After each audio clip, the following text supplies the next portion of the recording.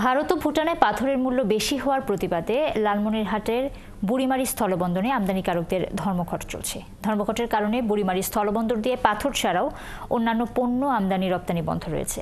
১ ফেব্রুয়ারি থেকে চলছে এই ধর্মঘট।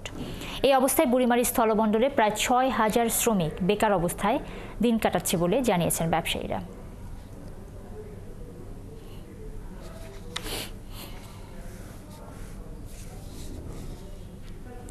এ বিষয়ে জানাতে আমাদের সাথে সরাসরি যুক্ত হচ্ছেন সহকর্মী সামিউল ইসলাম পাটোয়ারি।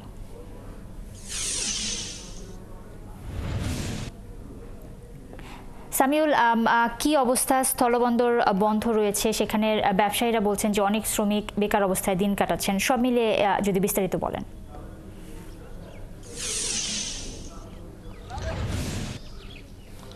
নুসরাত, লালমনিরহাটের বুড়িমারি স্থলবন্দর দিয়ে ভারত এবং ভুটান থেকে যে সমস্ত পাথর আমদানি করা হয়েছিল, এর উপর ভারত এবং ভুটান তারা অতিরিক্ত ডলারের কারণে বাংলাদেশের আমদানিকারকরা 1 ফেব্রুয়ারি থেকে বুড়িমারি স্থলবন্দর দিয়ে পাথর আমদানি বন্ধ করে।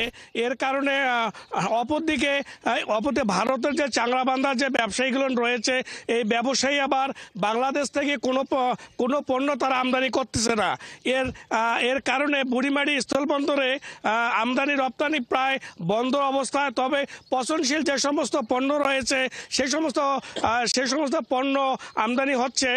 আর আমার পিছনের জায়গাটুকু আপনি দেখতে পাচ্ছেন যে আমার ডান দিকে, যে এটি হচ্ছে বুড়িমারি স্থলবন্দরে ভারত থেকে আসা যে একমাত্র সড়ক। কিন্তু যে সড়কটা এবং পাথরের ট্রাক সহ অন্যান্য ট্রাকে যানজট সৃষ্টি থাকার কথা, সেখানে এখন ভূতের অবস্থা পরিণত হয়েছে।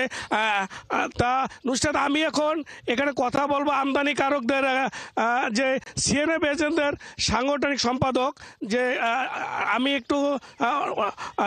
একটু আপনার সাথে কথা বলবো যে এই আন্দোলনটা কেন চলছে।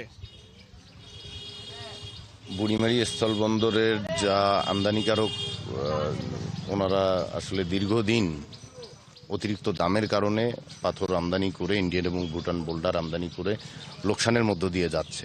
মানে একটা মানুষ কতবার লোকসানের মধ্যে থাকবে। এর আগে গত মাসে থেকে 2-3 দফায় লিখিতভাবে তাদেরকে বলা হয়েছে যে আপনারা এক্সপোর্ট অ্যাসোসিয়েশনকে, চাংড়াবান্ধা, বলা হয়েছিল যে আপনারা আসেন, বসে রেট কমান, নয়তো এই উচ্চ মূল্যে আমাদের পণ্য আমদানি করা সম্ভব হবে না।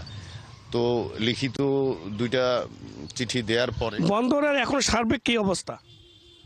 দামের কারণে পোষাচ্ছে না জন্য আমদানিকারকরা মাল এনে লোকসান হচ্ছে জন্যই আপাতত সাময়িক সময়ের জন্য এই বন্ধ ঘোষণা করা আর কি। যে নুসরাত, সিএনএফ এজেন্টের সহসভাপতি রয়েছে সফিয়া রহমান। আচ্ছা, আপনারা কেন আমদানি রপ্তানি বন্ধ করেছেন? আপনাদের দাবিটা কি? আর এতে করে সাধারণ মানুষ এবং শ্রমিকদের কি কি প্রভাব পড়ছে? ধন্যবাদ আপনাকে। আমরা আমদানি বন্ধ করিনি, আমরা মাল উগ্রীব, কিন্তু ওদের দাদাগিরি রেটের কারণে ওরা যাচ্ছে তাই রেট চায়। এই রেটের কারণে ইন্ডিয়ান এবং ভুটানের বোল্ডার আমরা আমদানি করতেছি না। কারণ ওদের রেটের কারণে মাল আমদানি করলে আমাদের এখানে লোকসান বইতে হচ্ছে। অনেক ব্যবসায়ীরা সয়ে গেছে, এই জন্য এখানে আমদানি হচ্ছে না। যে আমদানি রপ্তানি বন্ধ থাকার কারণে যে বুড়িমারি স্থলবন্দরে একদিকে যেমন রাজস্ব একটা প্রভাব পড়েছে, অন্যদিকে। সামিউল, অনেক ধন্যবাদ আপনাকে। দর্শক, বুড়িমারি স্থলবন্দর থেকে সহকর্মী সামিউল ইসলাম পাটোয়ারি আমাদের সাথে যুক্ত হয়েছিলেন।